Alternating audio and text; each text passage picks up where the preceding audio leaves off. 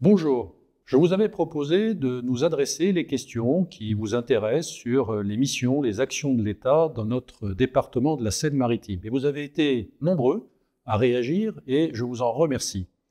Je vais maintenant m'attacher à vous apporter des informations sur les différents sujets que vous avez souhaité aborder.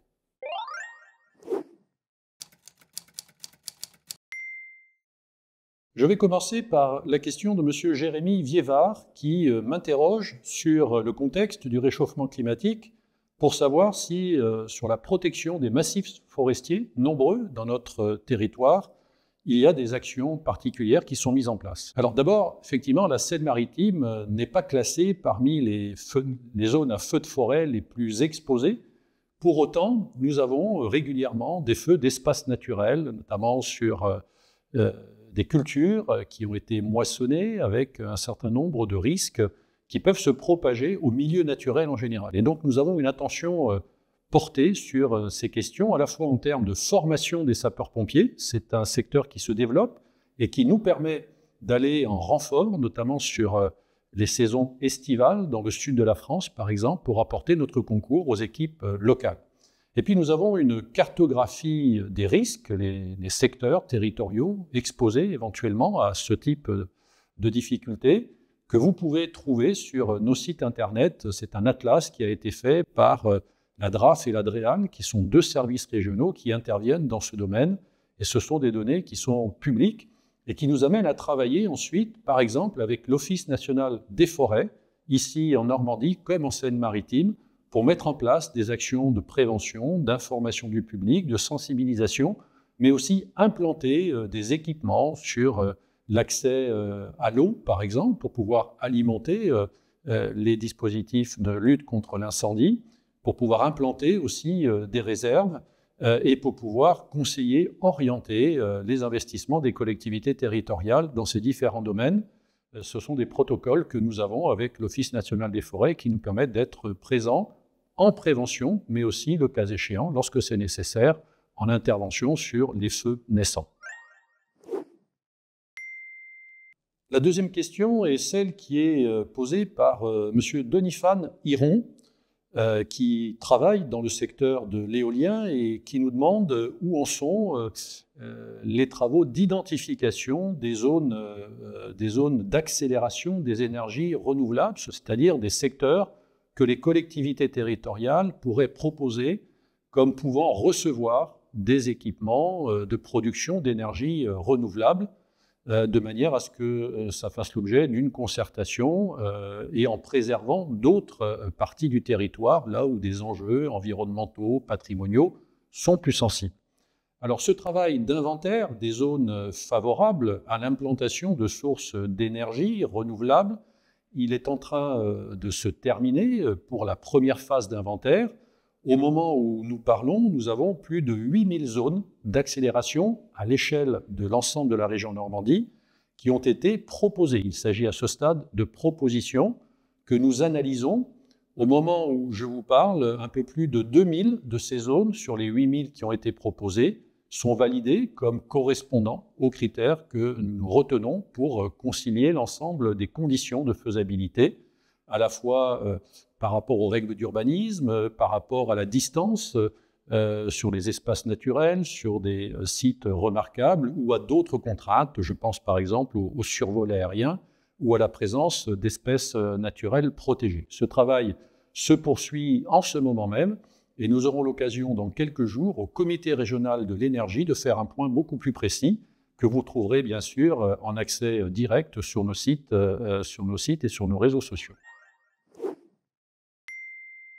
J'en viens à la question de M. Anthony Devriès, qui est un fonctionnaire avec des fonctions électives également et qui nous interroge sur l'articulation des compétences directes du préfet, celles que nous mettons en œuvre lorsque les responsabilités de l'État sont en jeu, et celles que nous déployons en lien avec d'autres partenaires, et notamment les collectivités territoriales, compte tenu du nombre de sujets très importants, très diversifiés, qui mobilisent l'action publique dans un territoire comme celui de la Normandie et de la Seine-Maritime. Alors, c'est une réponse qui appellerait de très longs développements, effectivement, parce que cette diversité est extrêmement large.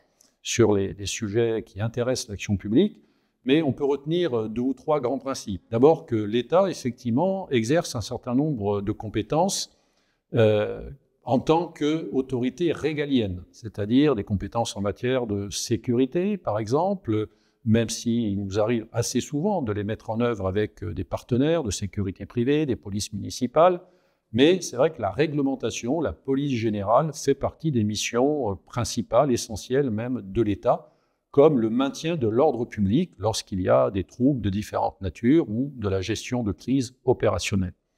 Nous intervenons aussi en tant qu'autorité nationale garante du respect du droit pour le contrôle de l'égalité des actes des collectivités territoriales. Voilà 2 domaines sur lesquels l'État agit non pas indépendamment d'autres partenaires, mais avec une responsabilité particulière. Et puis sur toute une série d'autres sujets qui sont des sujets d'aménagement du territoire, de développement économique, de cohésion sociale, d'emploi, de logement, l'État intervient avec toute une série d'acteurs qui peuvent être des acteurs institutionnels. J'ai déjà cité les collectivités territoriales, des opérateurs de l'État, des associations, bien évidemment. Et dans ces secteurs, l'État apporte du conseil, du droit, des dérogations lorsque c'est nécessaire, des financements de manière très substantielle, en fonction des demandes des territoires, en fonction des sujets qui sont traités, en fonction des tours de table et des partenariats qui peuvent être parfois plus réduits, parfois très étendus, selon qu'il s'agit d'un sujet partagé avec beaucoup d'autres acteurs ou au contraire qui intéresse un nombre d'acteurs un peu plus limité. Donc une très grande diversité. Je vous propose d'ailleurs, si vous voulez en avoir un aperçu, de feuilleter, c'est assez rapide parce que ces documents sont très synthétiques, nos rapports d'activité, le rapport d'activité départemental pour la Seine-Maritime de l'action des services de l'État en 2023 et au début de l'année 2024. Ces données sont encore très à jour. Et nous avons la même publication pour l'action régionale des services de l'État en Normandie. Madame Marie-Estelle Gauman nous interroge sur le projet de SERM. Alors pour les non-initiés, le SERM, c'est le Service Express Régional Métropolitain qui est en réflexion sur la métropole de Rouen et qui rentre maintenant dans une nouvelle phase de travail pour en définir le contenu. Service Express Régional Métropolitain, si l'on voulait simplifier les choses, c'est un peu le RER qui existe en région parisienne. Alors, ce travail de partenarial associant l'État, le Conseil régional, la métropole de Rouen est bien avancé avec évidemment des intervenants majeurs. Je pense à SNCF Réseau. Je pense aussi à la Société des grands projets qui est celle qui a piloté le déploiement du Grand Paris Express sur la région Île-de-France et qui va nous faire profiter de son expérience sur la conduite de projets aussi complexes que celui-là. Beaucoup de travail de recensement des besoins exprimés par la population, de projection sur l'évolution de ces besoins dans les prochaines années, car lorsqu'on conçoit un projet à cette échelle, il faut évidemment anticiper l'évolution de la population, de l'implantation des activités, des logements, des déplacements de population.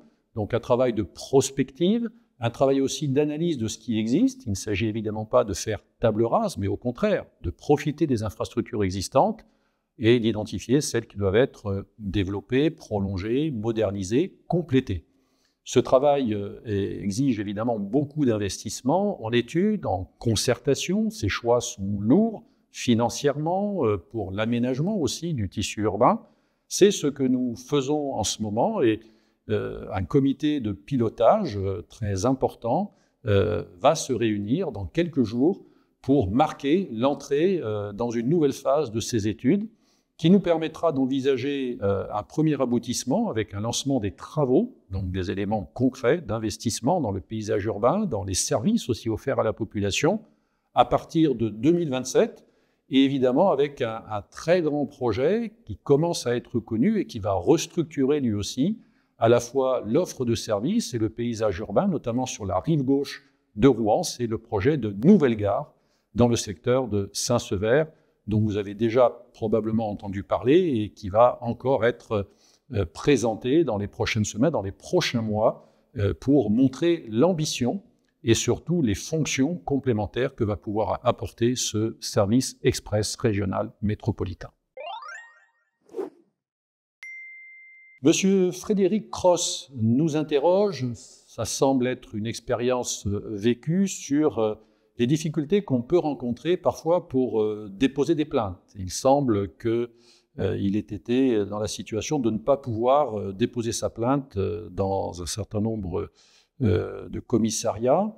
Il nous demande comment fait-on dans ces cas-là. Alors d'abord, je voudrais rappeler que pouvoir déposer une plainte est un droit lorsque on a des éléments pour caractériser une infraction dont on a été victime, éventuellement dont on a été témoin, et que donc la possibilité de pouvoir déposer plainte est en principe garantie par la loi et qu'elle est contrôlée par l'autorité judiciaire, car dans ce domaine, ce n'est pas le préfet qui a une compétence première, même si je suis heureux de pouvoir apporter cette information à la question qui m'est posée.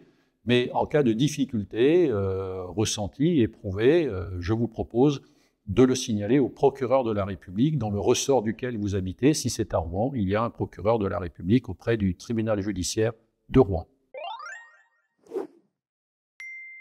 Monsieur Théo Fleury nous pose une question qui concerne la possibilité de visiter les locaux de la préfecture de Rouen, par exemple dans le cadre des journées du patrimoine.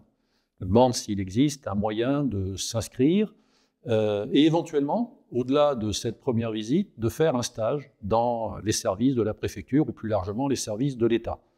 Alors, nous sommes à la veille des journées du patrimoine, précisément, puisqu'elles auront lieu dans quelques jours, et je vous confirme, avec évidemment beaucoup de plaisir et une invitation renouvelée, à fréquenter cette visite guidée, cette série de visites guidées qui seront organisées ce jour du patrimoine, donc le 21 septembre prochain, pour la préfecture, à l'Hôtel-Dieu, de 10h à 17h. Et il n'y a pas d'inscription préalable à souscrire, simplement à se présenter à l'entrée de la préfecture et à pouvoir participer à un groupe de visite dans ce créneau horaire.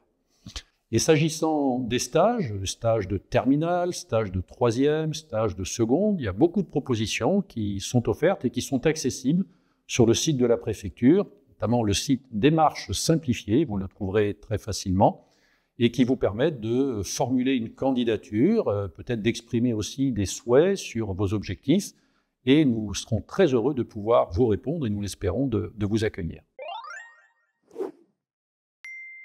Madame Marie-Estelle Gaumont nous pose une autre question, après celle à laquelle j'espère avoir répondu. Celle-ci concerne les déclarations de revenus. Les déclarations de revenus sont maintenant largement dématérialisées, en tout cas pour une grande partie de la population.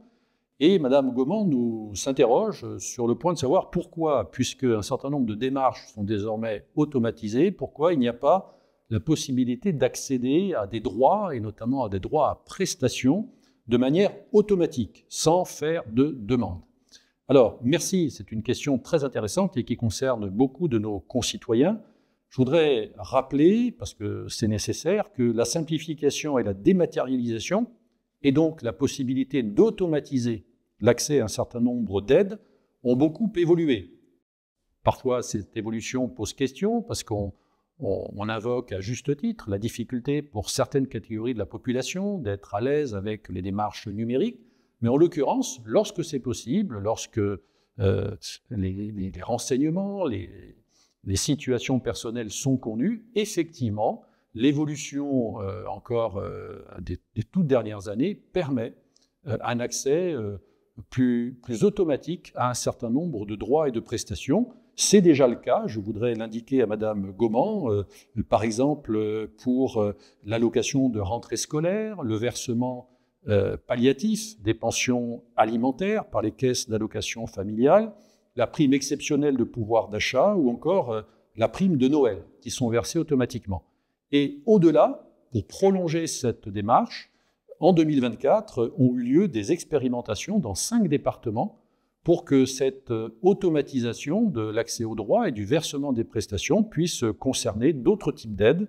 Je pense au RSA, aux aides au logement ou à la prime d'activité. Et donc, nous attendons pour 2025 les conclusions de cette expérimentation et, le cas échéant, leur généralisation. Voilà, un mouvement qui est bien amorcé, qui est concret, qui touche et qui évidemment va dans le sens des attentes des populations, notamment pour celles qui dépendent d'un certain nombre d'allocations, et nous vous proposons de suivre le développement au cours des prochains mois.